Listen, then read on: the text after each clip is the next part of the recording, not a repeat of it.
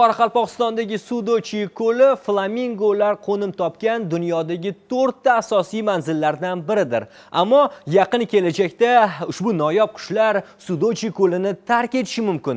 Bunga nima sabab bo'lishi mumkin? Bu haqida hamkasbimiz Umida Qodirova gapiradi. Asosiy qismi cho'ldan iborat bo'lgan Qoraqalpog'iston hududining ko'pchilikka noma'lum bo'lgan 120 dan ortiq tabiiy ko'llari mavjud. Ulardan eng yirigi Mo'ynoq tumanida joylashgan Sudochye ko'li.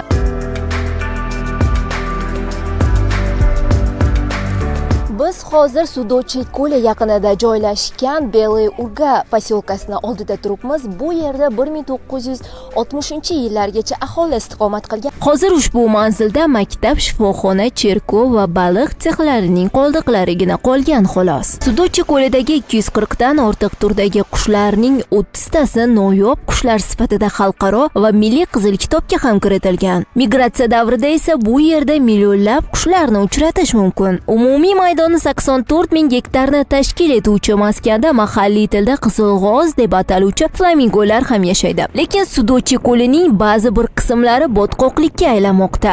Agar ko'l suvi qursa-chi? Suv yo'q bo'lib ketsa, ertaga balig'im yo'q bo'lib ketadi, qushlar ham yo'q bo'lib ketadi.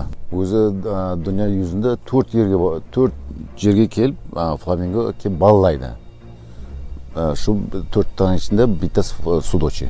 Hozir sizlarda nechta qayiqlar bor? O'zi yaroqlimi qayiqlar? Bizga qayiq berilmagan. Qanaqa qilib brakonyerlarni sizlar ovlashingiz mumkin agar sizda qayiq bo'lmasa? Endi biz informatsiya bo'yicha boramiz, shu yerga mashina bilan boramiz. 4 nafar farzandning otasi Alijonov Yalg'ash 14 yildan beri bu yerda baliqchilik bilan shug'ullanar edi. Endi kuniga hozir suvning kamayib ketgani sababi bunday baliq tutayotgan ham yo'q biz gapni shunday aytganda. Oldin qancha tutardingiz? Endi oldin qalay deymiz 200 kilo, 300 kilo sonday aparatni. 19-yillarga deyin sonday bo'ldi. Suv ko'p bo'ldi. 20-yillardagıday suv bo'lib tursa bizlarga. Suv degan ana nelerga bärini urib turgan, ana jaqslarga bär hamma yerni. O zavor ko'rinib turma? So'g'on deyin borib turgan. Aslida ko'lda sazan, ilonbosh, qarash, shixun kabi 20 ga yaqin baliqlarning yashagani ham bejiz emas. Sababi ma'lumotlarga qaraganda 19-asrning o'rtalarida, 20-asrning boshlarida Qoraqalpog'iston hududini ko'llar diyori deb atashgan. Bu yerga keluvchi sayyohlarning sonining ko'pligiga qaramay, ushbu manzil turistik yo'nalishga kiritilmagan. Endilikda sentyabrda ishga tushuvchi yangi loyihaga ko'ra sayyohlar qushlarni yuqoridan kuzatishlari mumkin. Soat 8:30 ko'rib turganingizdek Qoraqalpog'istonda hali ham qorong'i tushgani yo'q.